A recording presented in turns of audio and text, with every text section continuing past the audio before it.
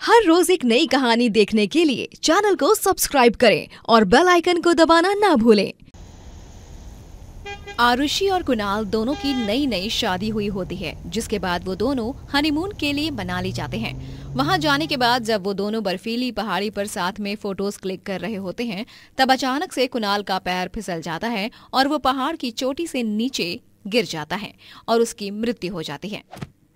कुणाल, नहीं, तुम मुझे इस अनजान शहर में अकेले छोड़कर नहीं जा सकते कुणाल। अभी अभी तो हमारी शादी हुई है और तुम इतनी जल्दी मेरा साथ छोड़ रहे हो। ऐसा मत करो कुणाल। लेकिन असलियत तो ये थी कि अब कुणाल फिर कभी नहीं लौट सकता था। आरुषि का शहर में कोई नहीं था क्योंकि कुणाल अनाथ था और आरुषि के माता पिता ने उसे बचपन में ही अनाथ आश्रम में छोड़ दिया था।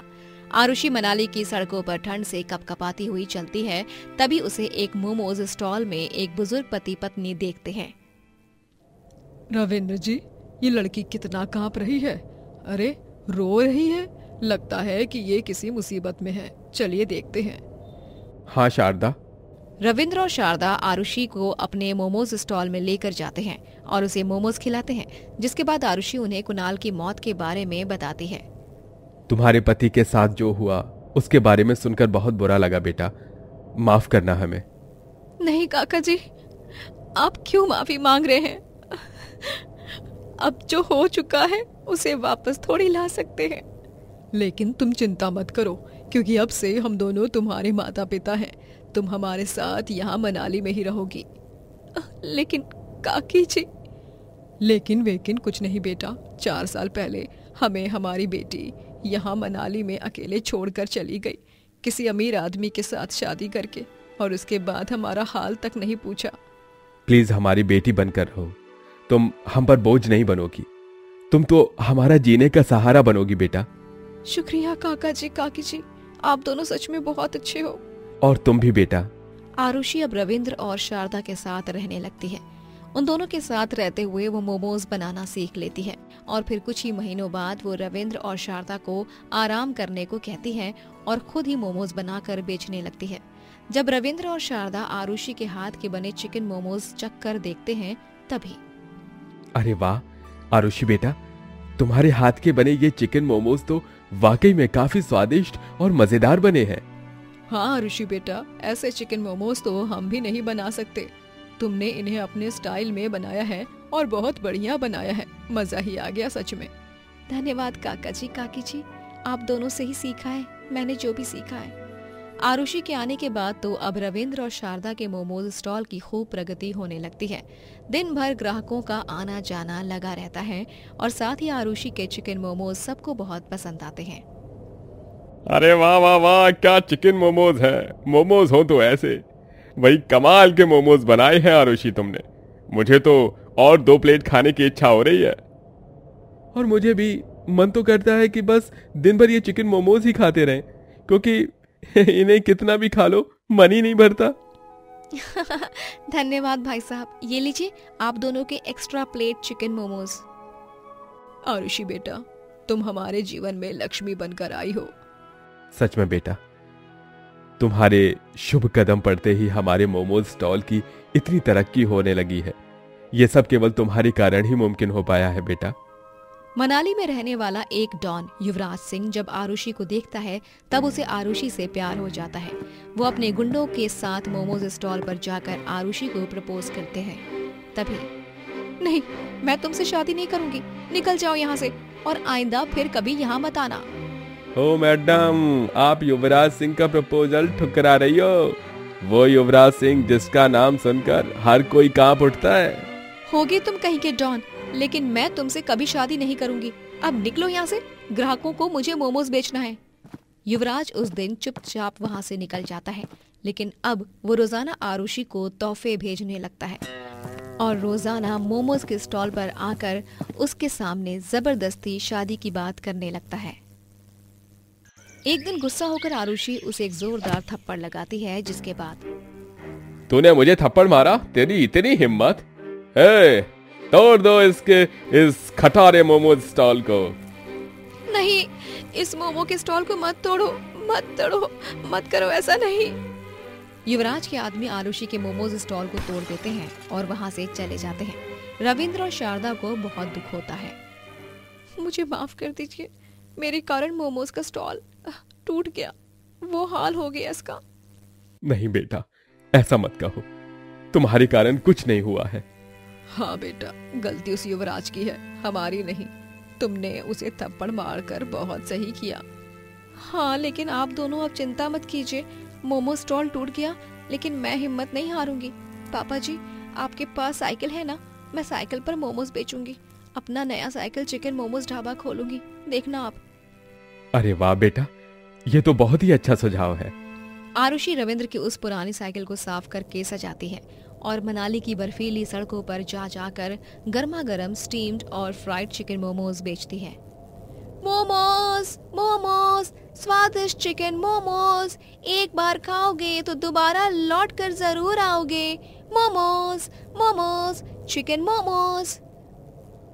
आरुषि, मोमोज स्टॉल बंद होने के बाद भी तुमने हिम्मत हारे बगैर साइकिल चिकन मोमोज ढाबा खोला। तुम्हारा ये जज्बा देख बहुत खुशी हुई, ऐसे ही तरक्की करती रहो।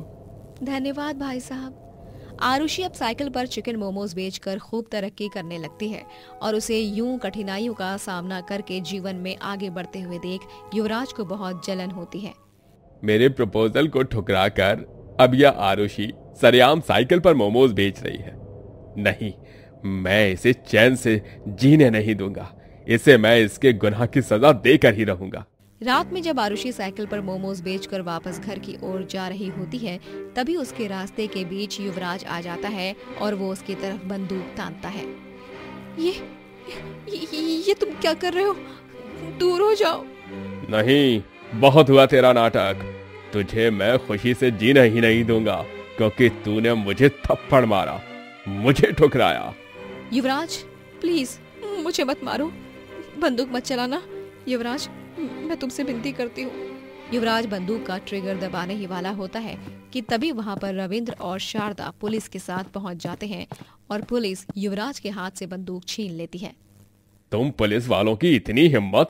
छोड़ो मुझे, छोड़ो! पुलिस वाले युवराज को गिरफ्तार करके ले जाते हैं और आरुषि रविंद्र और शारदा के गले लगती है।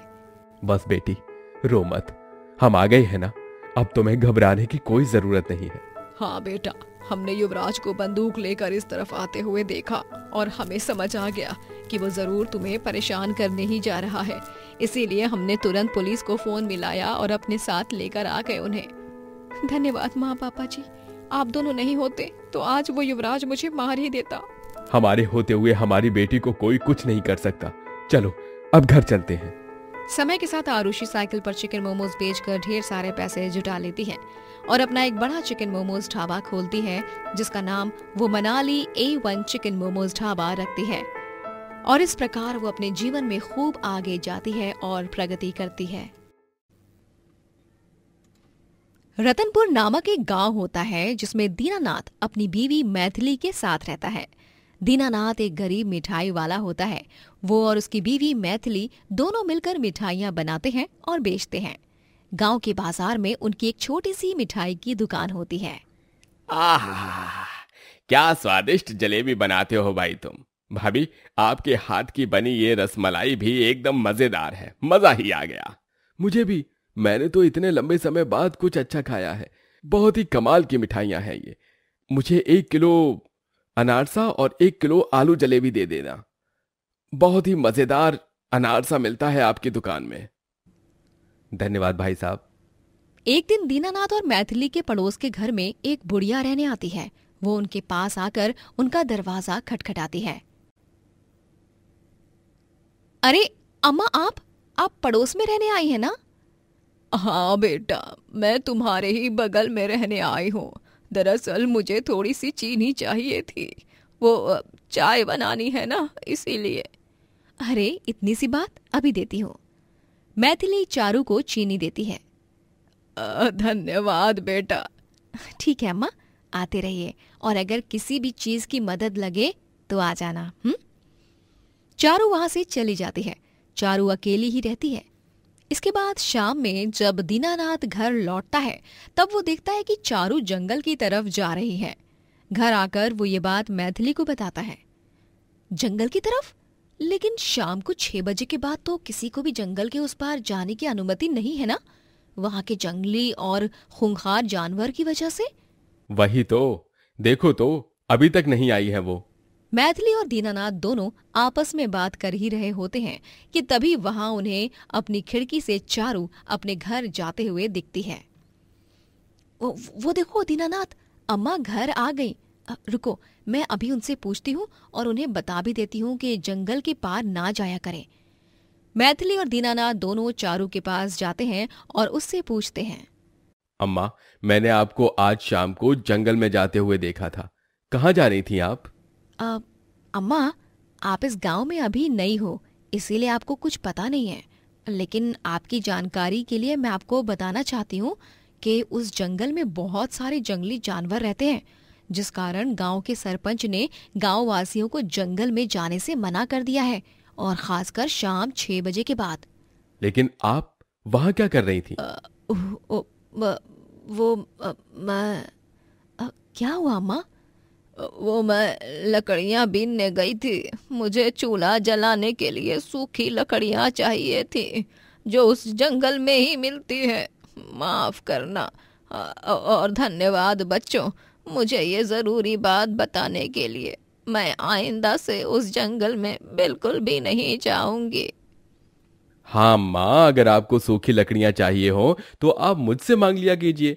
मेरा दोस्त है जो सूखी लकड़ियां बेचता है, हम भी उसी से लकड़ियां लेते हैं चूल्हा जलाने के लिए। ठीक है दीनानाथ बेटा। दिन गुजरते जाते हैं और अचानक से धीरे धीरे गांव में चोरियां होने लगती हैं, और इसी बीच चारू के घर भी कुछ पैसों की चोरी होती है। वो अपने पैसे चोरी होने के बाद सर पकड़कर रोने लगती है। उसके घर के बाहर गांववासी इकट्ठा हो जाते हैं। आए रे, मेरे पैसे चले गए, मुझ गरीब बुढ़िया के खून पसीने की मेहनत के पैसे। मैं लोगों के घरों में जाकर काम करती हूँ, उसके बाद मुझे 2 पैसे मिलते हैं। ये गांव में चोरियां इतनी बढ़ कैसे रही हैं? अरे हो ना हो, इस सब के पीछे या तो कोई एक आदमी है या उसके साथ और भी लोग हैं, यानी कि उनका झुंड। समझ नहीं आ रहा है कि क्या करें। अब तो इस गांव में रहना ही मुश्किल होता जा रहा है। अम्मा, आप रोना बंद कीजिए। आपको जो पैसे लगेंगे आप मुझसे ले लीजिएगा, ठीक है? बेचारी चारू खूब रोती है। दीनानाथ और मैथिली बाद में उसके पास आकर उसे कुछ पैसे देते हैं। ये लीजिए अम्मा, ये कुछ पैसे हैं, इन्हें रखिए, और भी लगेंगे तो बता देना। धन्यवाद दीनानाथ बेटा। आप चिंता मत कीजिए, हम दोनों हैं आपके पास, आपके साथ। हाँ मैथिली। गांव का सरपंच कुलजीत सिंह अपने आदमियों को और गांव के सभी पुलिस ऑफिसर्स को चोर को ढूंढने के लिए कह देता है। पुलिस और कुलजीत सिंह का आदमी गांव में हर जगह चोर की तलाश करते हैं। 2 दिनों बाद दीनानाथ के घर से गहने और पैसे चोरी हो जाते हैं। ये चोरी कितने बजे हुई? घर पे कोई था? हाँ इंस्पेक्टर साहब, मैं दोपहर को घर में सो रही थी और जब आँख खुली तब मैंने अलमारी को खुला और खाली देखा। जितने पैसे थे, जितने गहने थे, सब चोरी हो चुके हैं। इंस्पेक्टर साहब, आप जल्द से जल्द उस चोर को ढूंढ लीजिए।